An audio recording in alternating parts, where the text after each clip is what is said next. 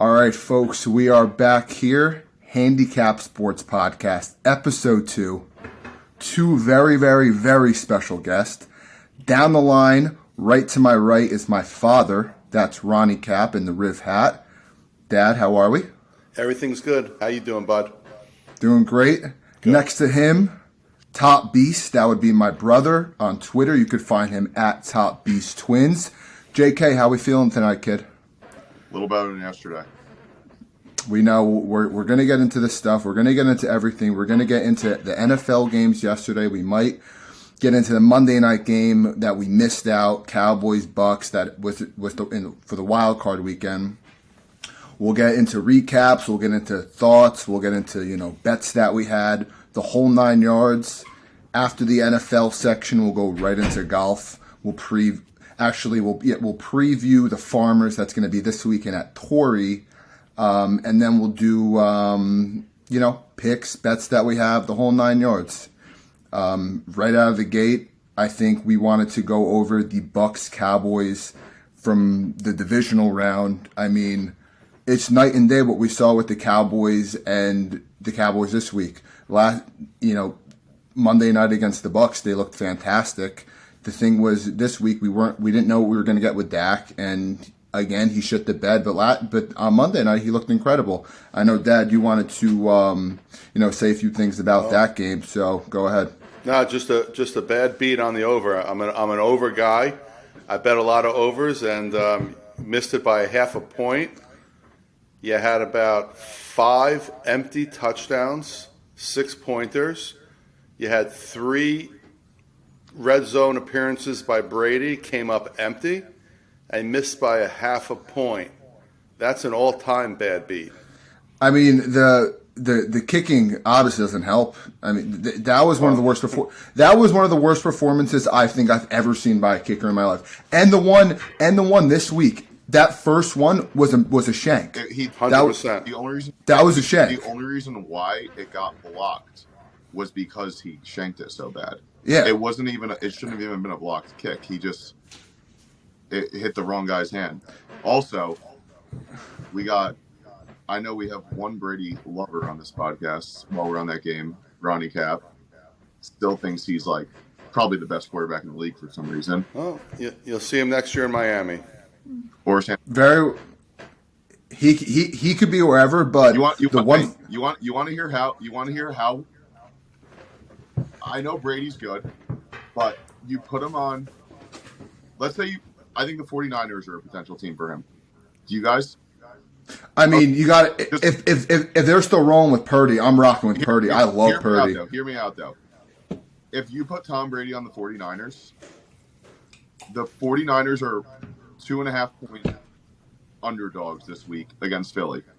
If Brady's the 49ers quarterback instead of Purdy, what do you think the line is? I agree with you there. I do. It doesn't matter who's the 49ers quarterback. We'll get into the 49ers later, though. Okay. I just wanted to let that out. Brady had a Brady stat line game like the rest of this fucking season. He had probably 350 yards, all empty calorie in the second half. No, I agree with you. And also, Top Beast, what it was is the Bucks were who we thought they were. They had that one elite game against the Panthers where Brady went crazy to Evans, and then the same shit happened. These short passes, Brian Leftwich was terrible. They were horrible all year, and it finally showed in that game. They were terrible. Horrible coaching. They were who we thought they were. All right, enough with that Monday night game. I think it was a little. I mean, last weekend with football the wild card weekend was so much better than this weekend. We had a few duds this weekend, but let's get into that first game. Jags-Chiefs, which I thought was always going to be a close game, which it was. Obviously, the Mahomes injury we'll get into, but just, maybe thoughts on that game. Did you guys think it was going to be close? Bets that you had, anything like that? Well, to no one's surprise, at least on this presentation, I had the over, and I thought we had a good chance there. About every game He's on every over. Folks, he's on every over. No, there was one game I wasn't on it. We'll get to that one. But I will say, if Jamal Agnew doesn't fumble that ball on that pass, they either go to overtime or they win outright. I agree. So that was a critical play. There was my boy Tom Brady on a podcast was talking about how it's a game of inches. You talk about the Ravens screw up with the QB sneak over the top. Same thing here. He doesn't fumble that ball, they probably score.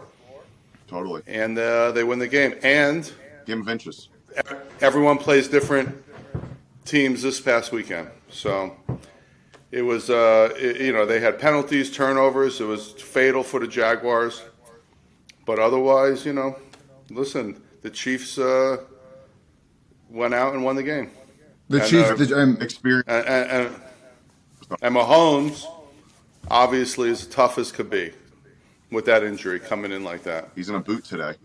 There's no way he doesn't play. There's no way he doesn't play. The thing is, he's going to be highly limited. He's not going to be able to run, which is going to hurt them a lot versus the Bengals. But no, going back to the Jags are tough, man. I love Lawrence. I love Dougie. Like they're great. I think they're going to win the division. I think they're going to win their division next year.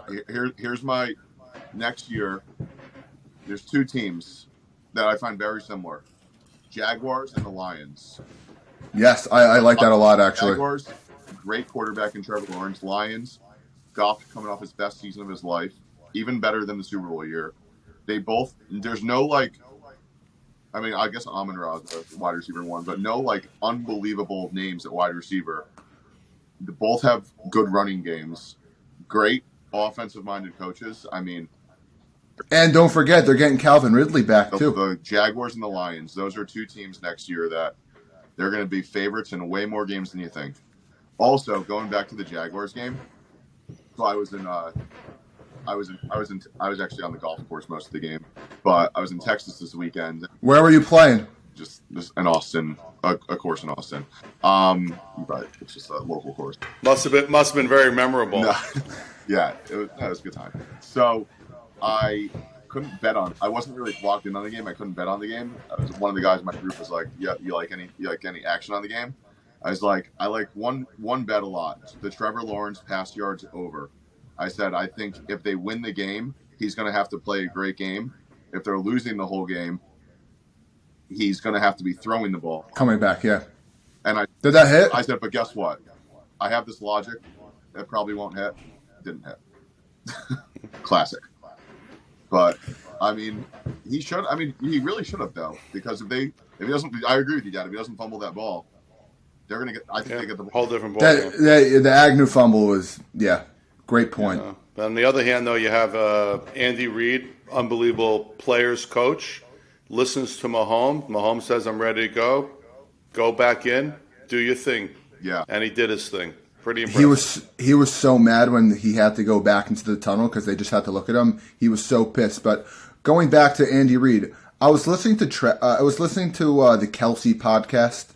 I think it's called New Heights, and John, Top Beast or Dad, do you know if Reid calls the offensive calls or is it EB? Well, if he's not calling the offensive calls, he's got a lot of papers that he's looking at. I think he is calling. That's what I'm saying. I was listening to the podcast, and Travis Kelsey was saying that pretty much Andy Reid makes all the calls, and I don't know. I think he's a genius. Jacob, I think Andy Reid makes the calls. I think the enemy's the mind around everything, because I don't think, I could be wrong, but we've seen Andy Reid for so long, 20, 30 plus years in the NFL. I don't think Andy Reid is the one specifically designing all these ring around the rosy, candy. Could be the players. No, I'm saying that's got to be the enemy. But Andy Reid is adjusting to it, and he's making the calls. That is a good question. I really have never even thought about that. Who makes the calls? I agree with you. I think it is Reid, but I think the enemy's designing these plays, and he's probably a top 5 offensive mind in the NFL. And unbelievable. Good for him. Everyone's saying, how is he not a head coach? Why would you want to be a head coach when you could coach Patrick Mahomes and maybe 3 years down the road when Andy Reid retires, take over the team? Good for Bieniemy. I think it's a good move that he stays. I feel like every postseason the Chiefs are in, EB has like a head coaching interview in the middle of their playoff. Like every single year, this dude is getting head coaching interviews. Oh, yeah. Rightfully so, which he should. He's unbelievable. Also, Jacob, I wanted to just talk on this. Go ahead. I know people have different takes. Patrick Mahomes is the best, most talented football player I've ever seen in my life. Tom Brady's the GOAT, don't get me wrong. The talent of Patrick Mahomes is unbelievable. We don't appreciate it enough. I think in all of team sports, I know you guys don't know Connor McDavid very well. You're not hockey guys. But him and Connor McDavid, it's probably Mahomes. McDavid's the only one who can rival him for the best athlete on the face of the earth right now in team sports. That's how good he is. He's doing it time and time again. He's so consistent. He's never missed the AFC Championship. It's crazy. He's unbelievable. He's so good. It's freaking believable. And honestly, and think about it, this year especially, he's going to win MVP, lost Tyreek Hill, who led the NFL in receiving. No, I think Jefferson might have passed him. But Tyreek Hill, and name more than 2 wide receivers on their team. It's unbelievable. I mean, Juju, like they got Juju's like not, but like Kelsey finally came alive. I know he finally came alive. He was not producing for like 3, 4, 5 games. Yeah, he needed that game, and I think he's going to do it next week. That next week game is going to be unbelievable. We'll get into it more after we discuss Bills Bengals, and we'll kind of go into the Chiefs Bengals game a little bit more. But let's hop into this next game. Just tough one for you, Jacob. I'll give the floor a lot in this game. I really didn't watch much of it. As the folks know, big G-Man fan. Love what I saw from them in the wild card round versus the Vikings. Me and my dad were actually watching this game together at my apartment in Manhattan. But I was dead. I told you after like the first quarter, I knew the game was over. There was no life. There was no life. We were getting dominated on the line of scrimmage. We kept both talking about it. Where's the Jones run? Where's the Barkley? Read out. Where's the Barkley? Snap the ball to. They love doing the snap to Barkley. Make Barkley in the quarterback position and just run. They went away. They went away from everything that they did. Previous when they were winning a lot, and we just got dominated. Barkley had nine rushing attempts, and most of them came in the one drive that they scored. Yes. So like you said, they abandoned it. They didn't feature Danny Dimes in his running, and once they don't have a passing game, they don't have receivers. They have a couple good, decent guys, and once you go away from the running game, they're cooked. And the coach, Coach Dable, Dable, Brian Dable, he great coach. He took him from my Bills. He did a great job. But he did not show up on Saturday night. He was he was lost, and it was his worst game, I think, of the year. Two of the worst fourth down coaching decisions I've ever seen. To go for a 4th and 8, that's what we talked about. Yeah, remember that? That's what we talked about. That horrible. Is like he was almost playing that game like he was like at the end of that game, I guess, at 4th and 6. Like he's got to go for not it there. To lose by too much. It's terrible. I mean, it's not good. Not to go away from the Giants here, but how this just goes to show how bad are the Vikings. Oh my God, the Vikings are awful. Yep. They want so many of their. I mean, Jacob, think about it. They ended their season on a negative number on point differential. So if you take all the points they scored, all the points they let up, they ended on a negative number. That's like there's so many Vikings games that it's crazy to think. Yeah. But not to go. If you're a Vikings fan, you're happy that you won games, but exactly. Well, the Eagles showed that they're a really good team. The Eagles are unbelievable. I think they'll make the Super Bowl. I think they're going to beat the 49ers. I love the 49ers. I think the Niners have a great defense. I just think the moment might be a little too much for Brock Purdy. I think the Eagles' defense is going to get to him. But yeah, going back to the Eagles, if Nick Sirianni, unbelievable. Yeah, he did a great job. Unreal. The only bad thing he did was in the post-game interview, he compared Hurst to Michael Jordan. That was a little bit of a stretch, but That's a lot. But I'm going to give you a one of the things I saw him. I like the coach's decisions. Here was a good one. Here was a good one that he did. He you probably don't. You may or may not remember. It's end of the first half. They had a late touchdown. All their timeouts left. Less than half a minute left. They lined up to go for two, with the sole purpose of trying to draw them off.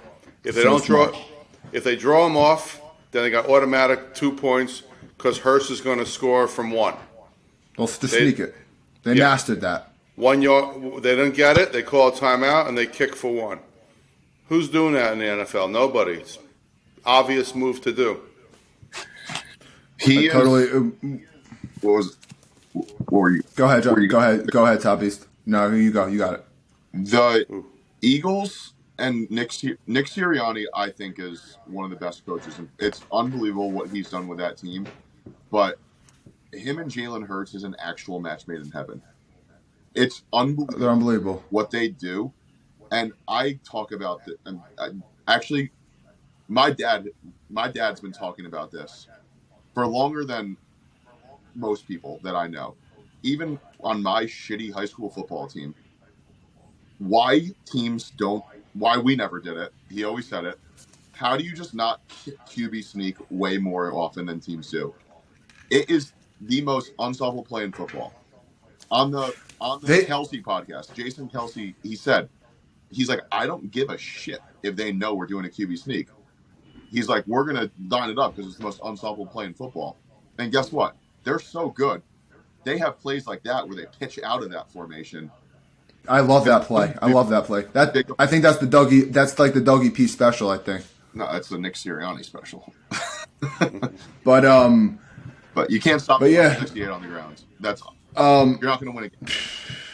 Crazy. And going back to the line of scrimmage play, the Eagles got back Lane Johnson, who they needed, and the Giants this whole year, tough. Their secondary was a little. They weren't that good in the secondary, but their front four of that defense was the lead of their defense, and the Eagles O-line just completely busted them open the entire game. Gainwell played great. Boston Scott scored. Miles Sanders had a day.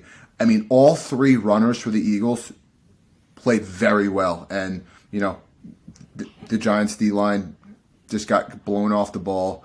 Eagles O-line showed up, and the Eagles are fucking nice. The Eagles are amazing. I would be surprised if they lose to the Niners at the link. Dad, I bet that last Eagles touchdown gave you a little life for. There was a little tease for that over. By the way, do you guys have any? Yeah. Well, the Giants, it should have hit. They had a wide open receiver down the field. Do you guys have any bets for the Philly Niners game? I have. I before the playoffs, I put two futures down. I took a Niners Bills Super Bowl and a Niners Chiefs Super Bowl. So I'm rooting. I have like a plus 700 or 800. I'm rooting for the Niners, and for the bets, I'm rooting for the Niners and the Chiefs. But Dad, how about you? I'm a Hurts guy, so I'm conflicted there. Who do I think is going to win? Who do you think is going to win the Niners at Philly? I like the Niners. I think the Niners will win. Wow. All right. So we got a little house divided here. No big deal. Nothing. I'm rooting for, honestly. Why not root for your bets? I know, but yeah, we'll see. The Niners haven't lost since fucking 1975. Yeah, this Purdy cat's special. Dude, we'll get into him. We'll get into Purdy a little more, but we're going to disagree on that. I can promise you that. All right, guys. I'm sorry to have to hop on this game. As we know, father, brother, Top Beast, two of the biggest Buffalo Bills fans around. I mean, there was honestly there was no life. There wasn't a speck of life the whole game. I just feel like the Bengals offense was just getting whatever they wanted to do. Burrow was unbelievable. Burrow is unbelievable, but Burrow. I don't want to start ranking quarterbacks, but this guy's special. No. Their defense, their like defense who people didn't think was great, showed up, made everything tough for Josh. Played great on Diggs, Knox. Like they showed up.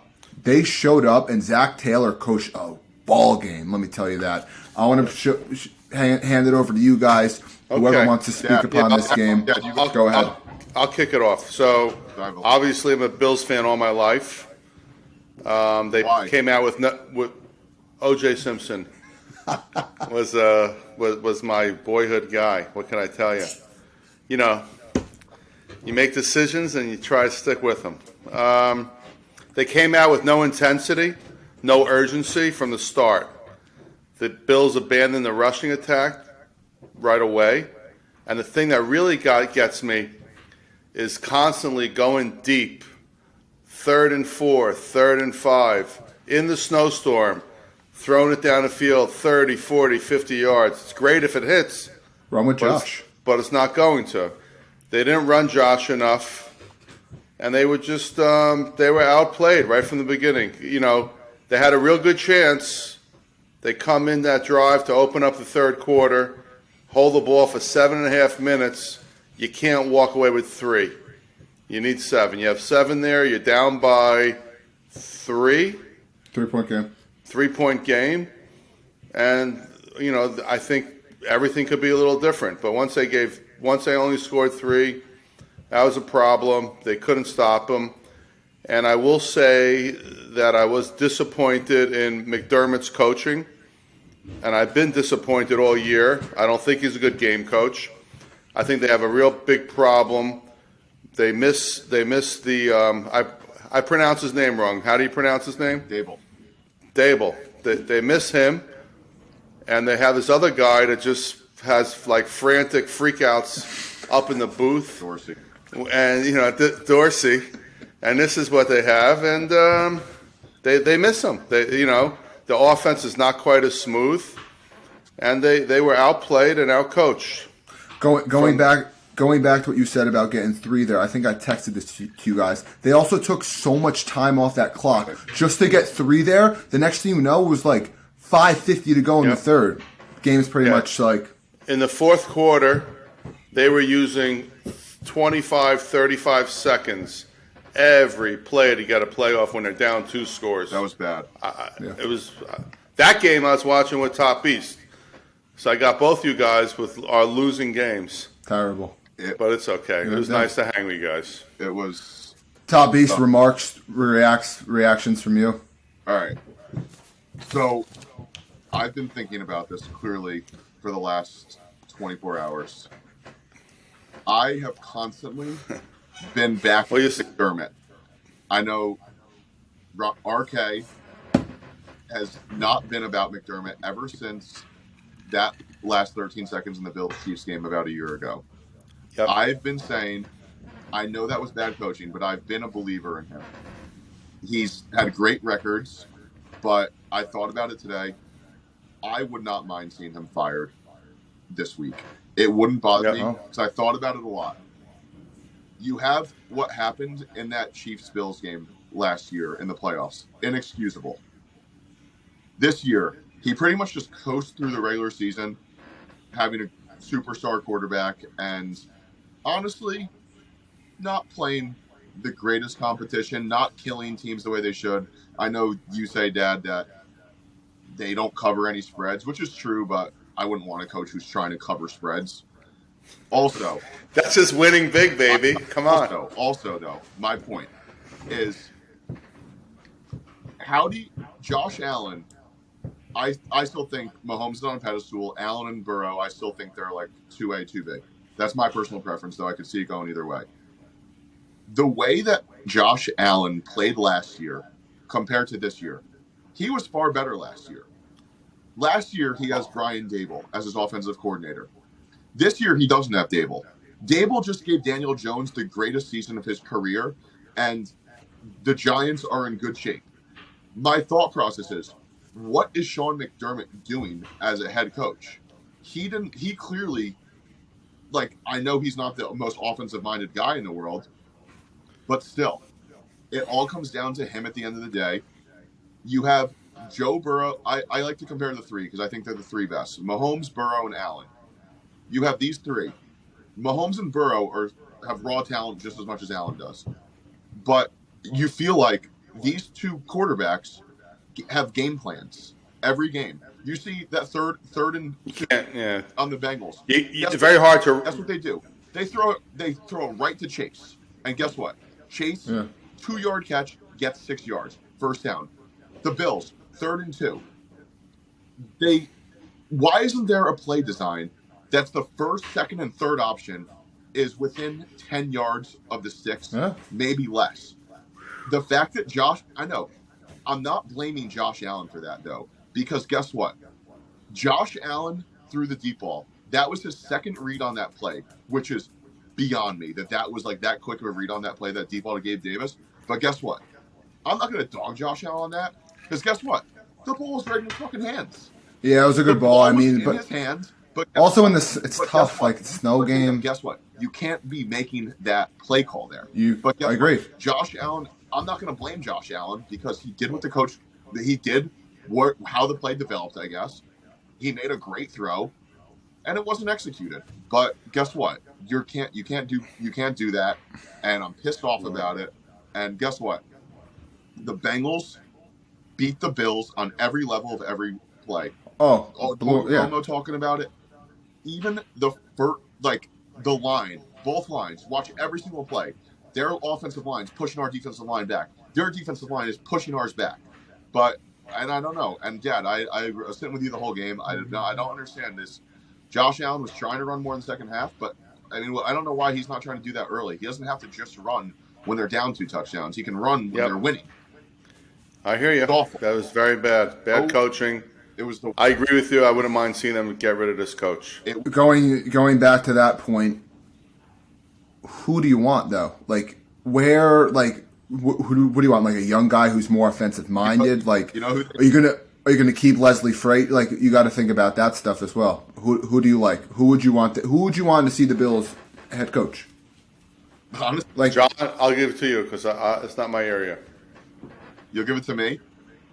Name a man. I was talking to one of my friends. Or a woman. This is equal opportunity. I was talking to one of my friends today about this, and it's not going to happen because he's going to stay there. Bevo.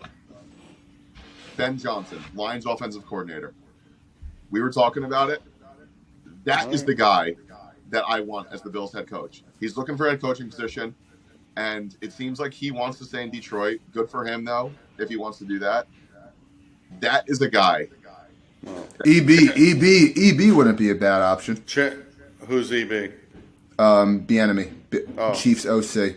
Chief is good. Yeah, I don't want anyone from the Bucs. No, I would take the Chiefs guy. I would take. I'm with you guys. It's just you need.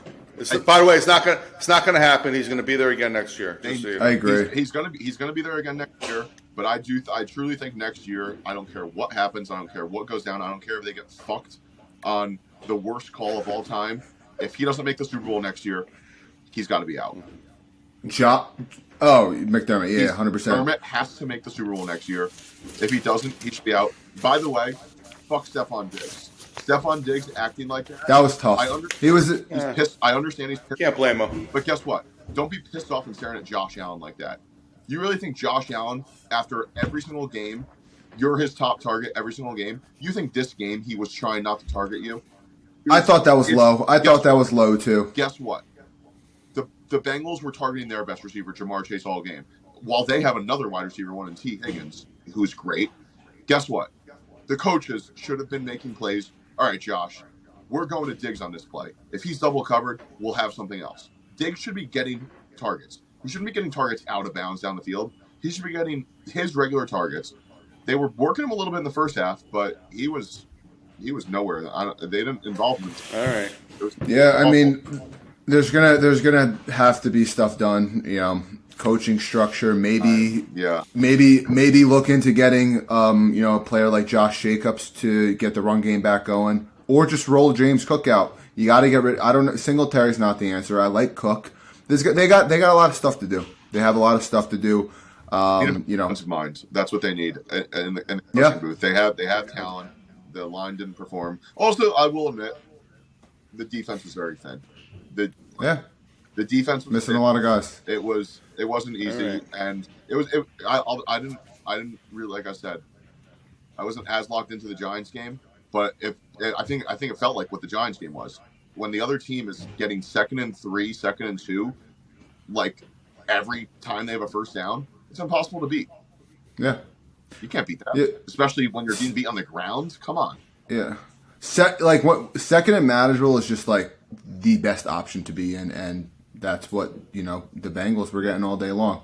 And they deserve to win. Bengals move. Bengals big time. That game's going to be a movie. Let's go. Let's move on to the last game of the divisional weekend. I wonder if RK's taking the over in that game. Actually, one game I wasn't on the over. Cowboys I wasn't on the at under, Niners. I wasn't on the over. You were not on the over, Cowboys Niners? No over, no under. Did you have any prop bets or any bets on that game? Pollard and McCaffrey, totally rushing and receiving. Not good there neither. Pollard got hurt. Pollard, bad beat on way. Pollard. And McCaffrey, for some reason, I think he was hurt. He wasn't getting. He wasn't getting a lot of plays. Elijah Mitchell was getting all of the carries second half. That's what happened. But third down for passing McCaffrey in that game. Yeah, but game as a whole, I mean, the Cowboys were who we thought they were. Dak. I don't know what they're going to do with Dak. That came down to a couple possessions, and the Niners defense showed up as they have been. Purdy didn't have. I don't think Purdy had the best game, but he did enough, to enable them to win. But the Cowboys, it's just like how the Cowboys were all year. We never knew what version of McCarthy we were going to get. We didn't know what version of Dak we were going to get, and that game was on Dak. Dak lost in that game. If you guys have any remarks on this game, maybe any bets, JK, if you had bets on that game, floor is your guys. If you want to do. Before John goes off, I'll give you a couple things. I shouldn't say John, Top Beast. Before Top Beast goes off. So listen, here's my at notes Top Beast to that Twins game. at Top Beast Twins Twitter. Give him a follow. Thank you. McCarthy, bad coach. You can name probably about 10 things. Took 40 seconds to punt the ball in the fourth quarter when they were still down by, I guess, only a touchdown. 40 seconds. Like, did he not know that he might have to punt? He's an idiot. He took him forever to run the guys in there. And that was the other going against McCarthy for Shanahan, that's got to be like a layup. Shanahan is a genius guy, offensive genius. And I'll give you one thing, John, where you were bad-mouthing Brock Purdy, like saying that anyone can fit in there. Just think about it for a second. They're up 7. Competent. Let me finish, all right? I know you like to interrupt sometimes. We're brothers and sons, so we interrupt each other. It's okay. So you have a Purdy in the fourth quarter. They're up by 7. Every team is going to hand the ball off. First down. They have the confidence in him to throw the ball. He was throwing the ball with the lead. Fourth down, 3-4 minutes left. First down, 3-4 minutes left. You don't see that by everybody, so they have the confidence in him. And the other thing I'll just say about the quarterbacking, you talked about Dak. Dak is a league leader in interceptions. Yeah. You know who he's co-leader. You know who else is the co-leader? I know. Allen. Josh Allen. 2 of them. And I'll give you the last one, which was the best part of the game in a way, to see that play at the end of the game when Elliott got trucked with that crazy. That was one of the worst plays ever. I mean, Elliott just gets. I think he's still on the ground. Maybe it was this is their big play. I mean, it was the worst last play of the game ever. It was very funny though. The amount of times that clip was on Twitter. That was great. People just exposing the Cowboys. That was one of the worst plays I've ever seen. See that? Boom. Elliott getting trucked was even funnier. Jacob, What's up? Did you see PFT's tweet about that play? No, what did he tweet? He said, Let me pull it up. closer inspection to the last play of what it was supposed to be. Pass to Turpin. Turpin lateral to Dak. Dak to T.Y. Hilton with blockers. Hilton throws it 30-yard lateral across the field to Elliott. In parentheses, center eligible with blockers for a touchdown. Brett Maher, missed extra point. San Fran wins. I'm reading it right now. Yeah. I mean, Maher, that was. I mean, I couldn't. Okay, here's what I couldn't believe, to be honest with you. And I thought this was like, I don't know if they should have done this. I mean, I guess he made the field goal, so who cares? That 125-yard field goal, yeah, you put him on. Obviously, he should make a 25-yarder shorter than an extra point. But when they were up 7 in the halfway through the fourth quarter, and it's like 4th and like 7, how do you send him out there for while they're driving for a 44-yard field goal when to make a one possession game? When what was the score at? What was the score at that point? They had 9 points, did they? They had 9, right? They're probably down. It was 4. Was it 14? That field goal got them to within 4. Yes. It was 16-9, right? Yeah. Well, the question is, will he ever kick again in the NFL? I think. What do you guys think? Yes. I mean, yes, he will. Wow. I don't think so. You know, I think he's working at Home Depot next year. He had a good season. Also, I think he's at Home Depot. Well, he might go. Remember Cody another Parkey? store. Do you remember Cody Parkey, the Bears, who had the double doink? The double doink. Is he still in the league? He had the yips all year, and he played like a season or two after with the Browns. Okay, I'll be surprised. It's crazy when these cats have the yips. I can promise you, Brett Maher will not be a Cowboy. That's something I can promise you. Okay, thank you. I can promise you that. Okay. But no, I mean that game is. I mean, damn, that San Francisco team is the defense, man. They're so. John, both defenses played. Brock Purdy. Defense played phenomenal. Total rushing yards. The line was 6. I think he rushed for 9. Wow, Nice play. Who? You took that? Yeah, Brock. Very Purdy. nice, RK. John, going back to the Niners, how good are their linebackers? Warner's the best. They cover everybody. They literally cover everybody. NFL. Bosa is maybe I think Bosa and Parsons. We watched. I think Bosa, Parsons, and Watt are I think the 3 best defensive players in the NFL. I guess if you're Aaron Donald, I don't like to count really right now, but because he was hurt most of the second half of the year, he's still right there. But I mean Bosa and that line, Warner and this guy's an actual beast. Oh my God, is that defense? They're not just hard hitters; they're fast. Yeah, that game's going to be a battle between them and Philly, and then I don't think we touched on it. Did we have any bets for Bengals Chiefs? It depends on Mahomes, obviously. I like the over. Shocker. Is that your lock? What if Mahomes plays? What if Mahomes doesn't play?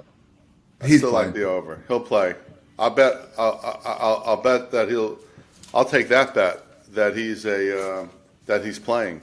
He'll play, and I think that they'll go over. I think that you'll see the Bengals do what the Jaguars should have done. They should have put so much pressure on Mahomes. With an immobile Mahomes, you put so much pressure on him, changes the game. You're going to see. It's I got like to be quick passes. I like Cincinnati winning again. So do I. I love Cincy. I think the banged up Mahomes not being able to run is going to be tough. They got to just keep doing the Mahomes quick passes out in the flat, quick slants. Get Kelsey on that little. I love when they run that blocking play with Kelsey. He is a decoy as a blocker, and he opens wide up. Yep. It's unbelievable. The one when he goes in motion and he walks 3 steps. It's gorgeous football. It's gorgeous football. That game's going to be a movie. The other game's going to be a movie. We got. No. Yep. I mean, it's tough for both teams. Jacob, that's a hard game. Can I go back to something real quick? Go ahead. With yes. the 49ers, because I want to address something, and with the 49ers Cowboys game, I just want to talk about Brock Purdy for a second. I am happy as hell for Brock Purdy, and I think what he's doing is it's great. I'm happy for him. It's unbelievable. My point, though, and I've talked to my friends about this all the time. You know, any of my friends. Then that's fact. That's a fact Right, for sure. Then well, I know your friends. I don't have. This is my first time on a. I'm kidding around. Let's go, baby. So, I've always said, I've never been a huge Jimmy G guy. I think Jimmy G is a starting quarterback in the NFL, but I also do think that Jimmy G he was in the best system that, like, in the NFL you could possibly be in for a quarterback. If you're a quarterback and you can know how to not make mistakes, you can win a Super Bowl with this 49ers team, and you can make the Super Bowl. And he's proven to do that. Yeah. And I've said, when Jimmy G's the quarterback, I said, if you replace Jimmy G with any competent quarterback, they could do the same thing. And guess what? It's the system narrative. Came in, he's doing the same thing, and now everyone's yelling at me like, oh, like, you don't respect Brock Purdy? Okay, and now I said, I don't want Brock Purdy to get hurt, but I would love to see like Josh Johnson or another quarterback step in there. I want to see, like, I think I want to see any quarterback. By the way, it's not easy not to make mistakes. You think it's easy to play mistake-free football in the NFL and the playoffs when the speed is props for that. 5 times so much times faster than it is during the regular season? The kid is good. I'm giving the guy props. So people are no problem. Like this guy is some like up and coming like unbelievable player who doesn't lose football games. My point is, I think if Daniel Jones was the quarterback of the 49ers, they would be just as good, maybe like a little better, maybe a little worse. I don't know. But put Brock Purdy on the Giants. He's getting Yeah, I mean that's my point. It's a very fair point. I'm sure a lot of work falls into it. And guess what? I'm happy for the kid. It's a great story. And guess what? If that were me on the 49ers, we'll see. I would hope that I think I'm the greatest football player. We'll see what the Eagles come up with, and you'll see how good he plays against the Eagles. Yeah. I just love Dallas has a sick defense, and he did good. We'll see what happens. He's got they play positionless football between McCaffrey, Debo, Kittle. Like Kittle's yeah. Oh, yeah. I mean, these games this weekend are going to be great on Sunday. I think we got two good games. I agree. Eagles got the first slot. NFC first slot. AFC second slot. Correct me if I'm wrong. I think I saw that today. AFC first, AFC second. Cool. It should be a good weekend. We'll be back for reactions next week on that. Yeah. All right. I think that's pretty much there on the NFL side of things. Let's hop into golf a little bit. This past weekend, the American Express, John Rahm. I mean, this guy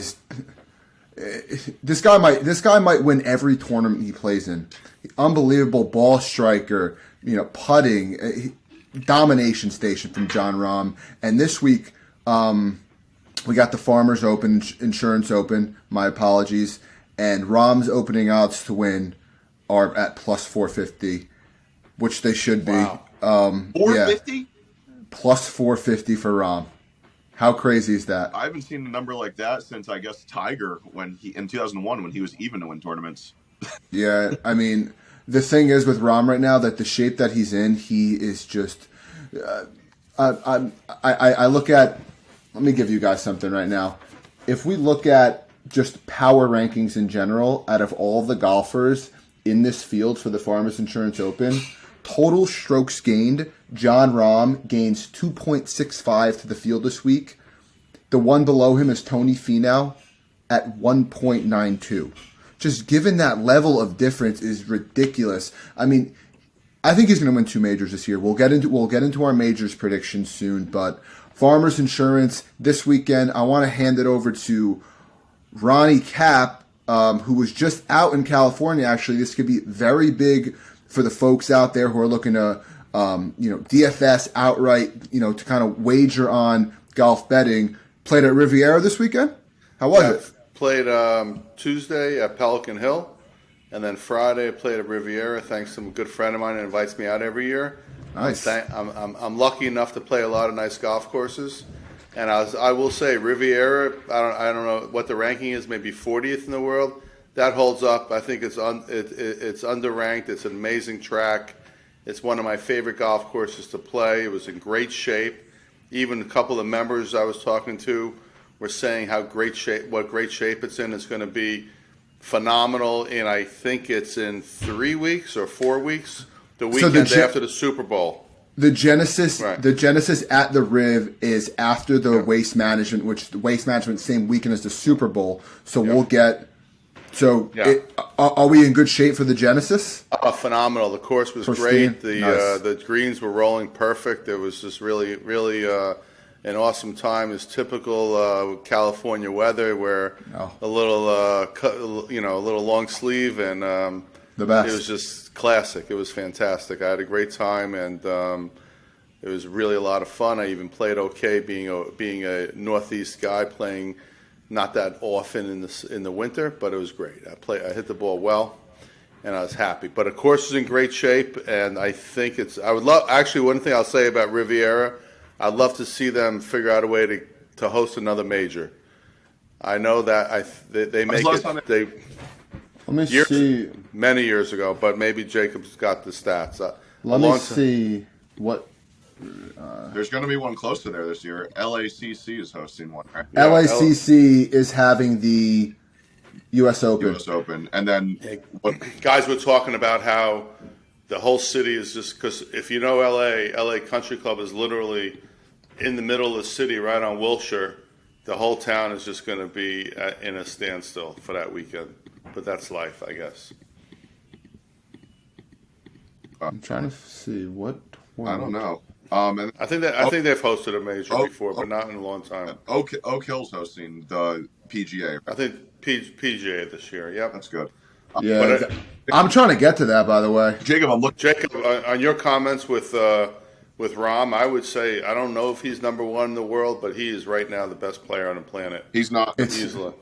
It's really not even close. Rahm's 3 in the world. It's Rory, Scheffler, Rahm, Cam Smith, Cantlay. Dad, let me read you something real quick. Dating back to the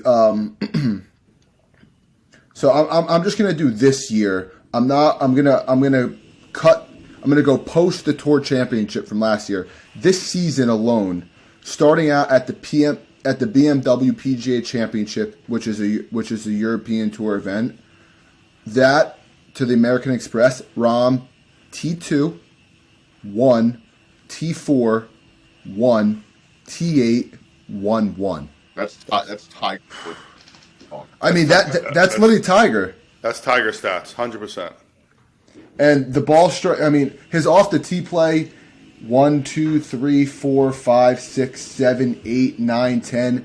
Gained 9 off the tee out of his off the tee out of the last 10. The ball striking numbers are unbelievable. His putting has been better than ever. He's scary right now, and he's probably going to win this week too. But let's hop into the Farmers. We got the Farmers this weekend. Dude, looking at the field. What a field! Great field. Great. So I don't really pay attention to golf much until the Waste Management. But I mean, with only 2 football games on Sunday, I can see myself getting into this week. Well, the good thing about this that you guys are gonna like, this tournament is Wednesday to Saturday. They do this historically because they don't want to interfere with Championship Sunday. Good. So this weekend we'll have Wednesday to Saturday. So make sure you get your bets in. Good info. Great. Get your bets in Wednesday. Yeah, I'm confused. I'm sorry. Okay, that's why the teams are being shown right now. Yeah. They'll come out till Tuesday. Get your bets in sooner than later. We'll be at Torrey, North and South course.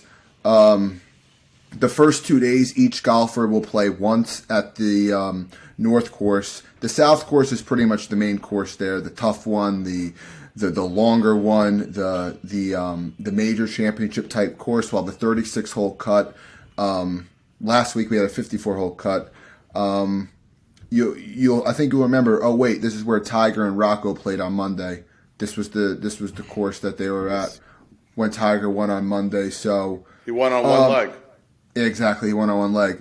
To some people, this is pretty much like the start, of the season. The 2 events out in Hawaii, the TOC, the Sony, and then last week at the Amex, kind of like a cupcake walk event, birdie fest. I'm very excited for this week. Not going to be a birdie fest, like I said. The South course is 7,765 yards at sea level, par 72. So driving distance is going to be massive this week. But one thing that I'll say is when you get that one round at the North Course, you got to go low. You have to go low at that North Course for that one round because it does play a difference when you're playing the South for 3 days. It's 6 I know yards less. it's crazy. It's crazy. What are they going? Each plays one north, and then they go south, round 3 and Right. round 4. Exactly. Beautiful. That's cool.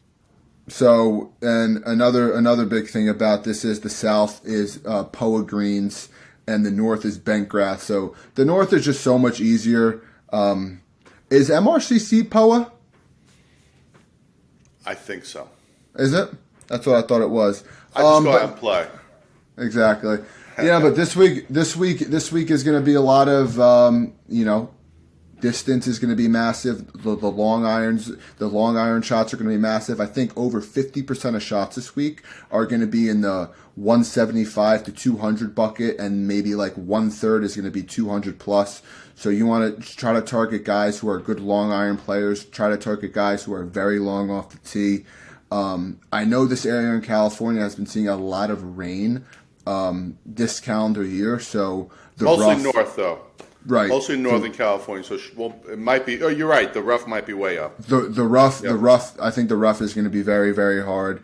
But I mean, one thing that I'm really targeting this week, one thing that I'm really weighing a lot into is short game play, around the green play, putting.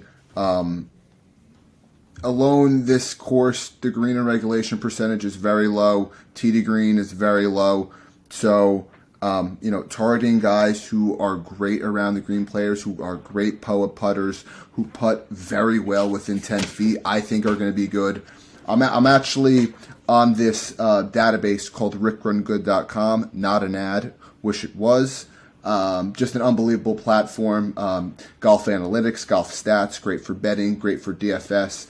I ran a custom model on here, and my top 3 golfers weighing in all things driving distance, around the green play, long iron play. Top 3 golfers: Rahm, Willie Z, Justin Thomas. John, I know you're a Justin Thomas guy. Top beast. Justin Thomas around the green play could very, very, very be a big part this week for JT. All right, I'm taking him. Just hope there's not a strong wind with Zalatoris. He could blow away. That's true. No, I mean, will it? There's some great. I'm looking at the. No, it's a good. I'm sure it's a great field. Some great threesomes for the week. But yeah, Rahm's at 450. Tony Finau's 11-1. Xander's 11-1. Home course for Xander.